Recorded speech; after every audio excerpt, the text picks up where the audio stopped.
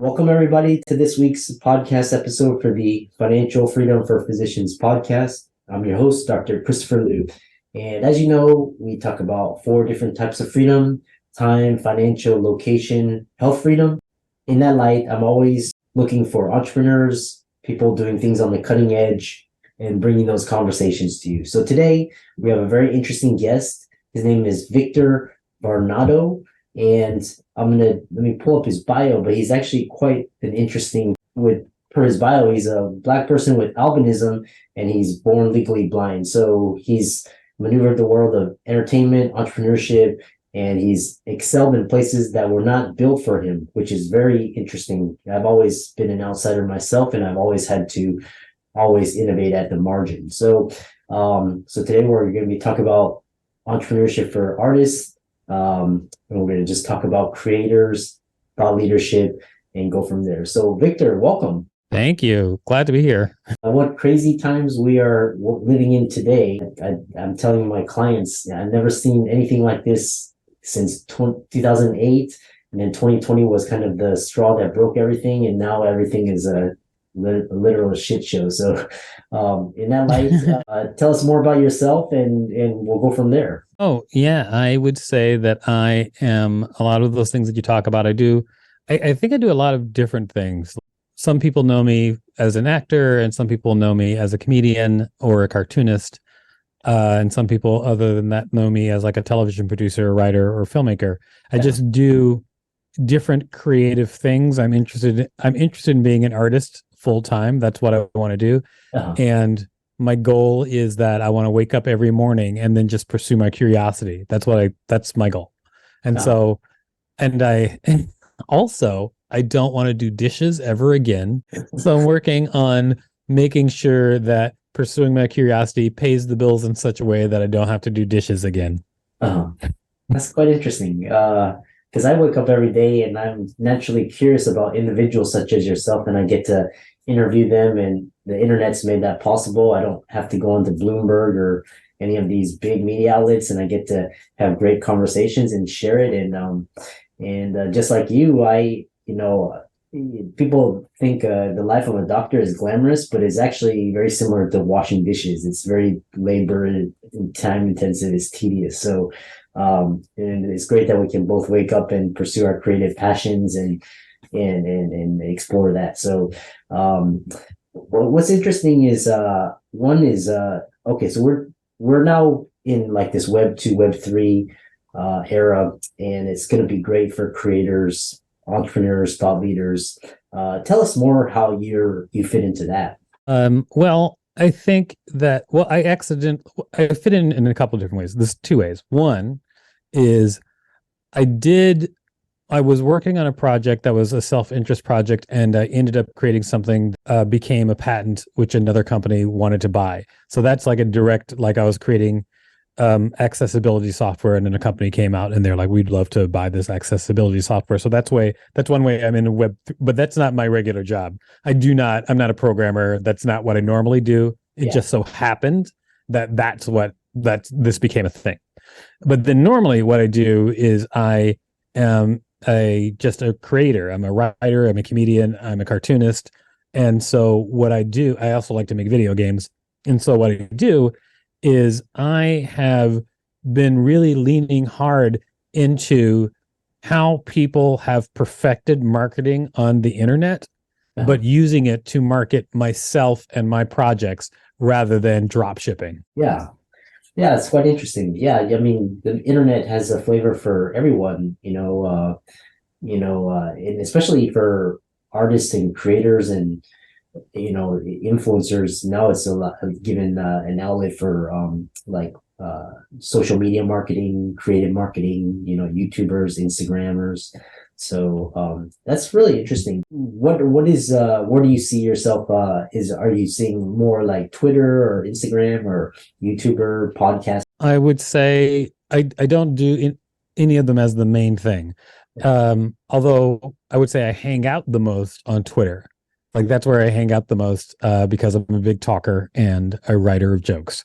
And so I do more of that than almost anything else. But I do engage with all the other social media. when I do create projects, I do create brands, and those brands have to have their own social media as well. And so that's like a whole different thing that happens. Yeah, I think it's really cool because this idea of these social media platforms, they're so powerful because in the early days, people thought it was like posting a picture of their cats or YouTube, all these like crazy things, but it's actually evolved into something very powerful. You can get real-time updated information, you can put out a video, you can become an actual news or media outlet or channel. So You're breaking up. Is that better? Yeah, you're breaking up. I think so. Yeah, it's probably the internet. So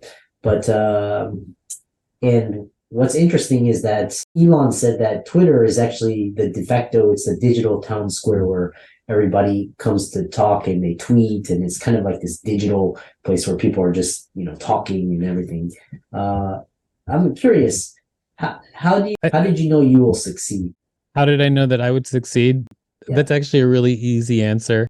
Anyone can succeed if you want to.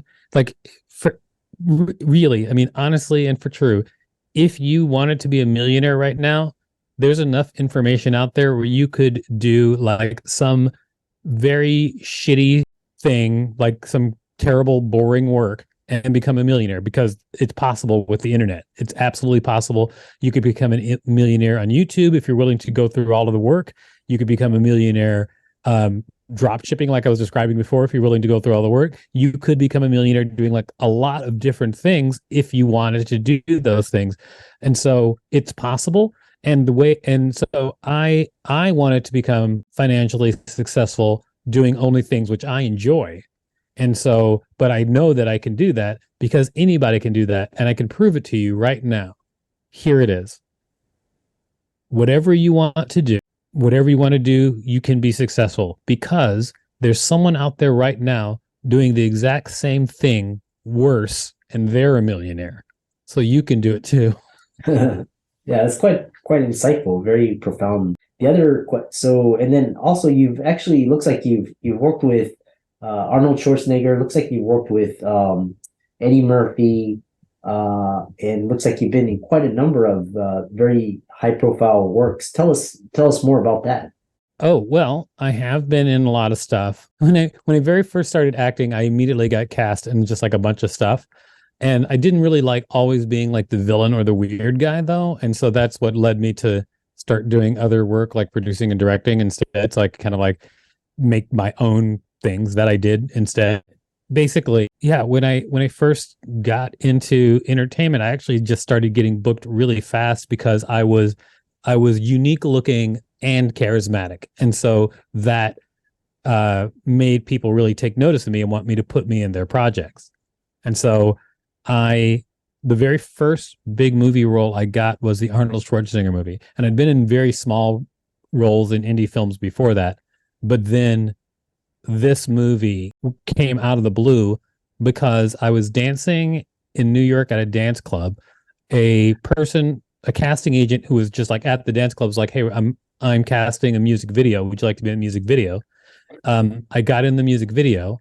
That was a music video for Elton John, which was directed by Marcus Nispel.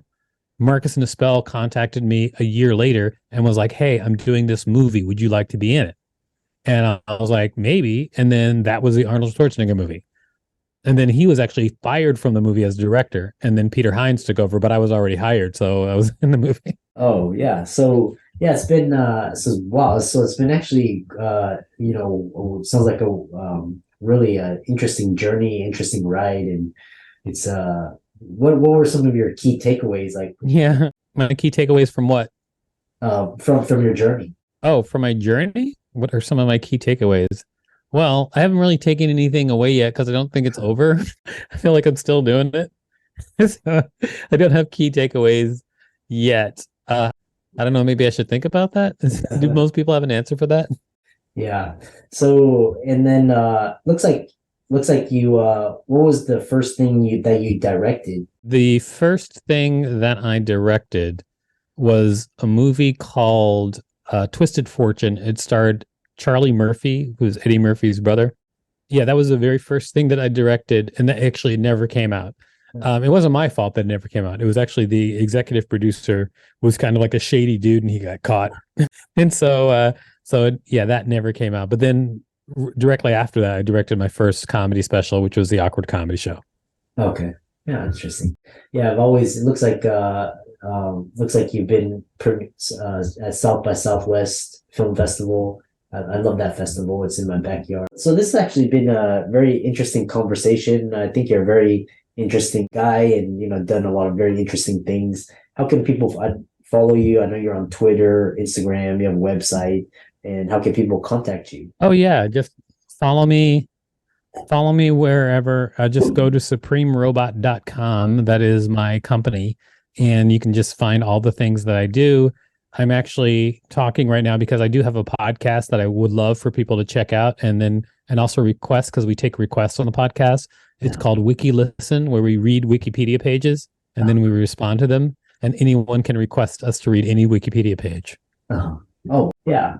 And so for all the listeners out there, Victor's resources will be in the links in the show notes. Be sure to check those out. Really interesting discussion with a creator and a creator. And with that, thanks for coming on to the show. And, it was a very interesting conversation. Thanks for having me.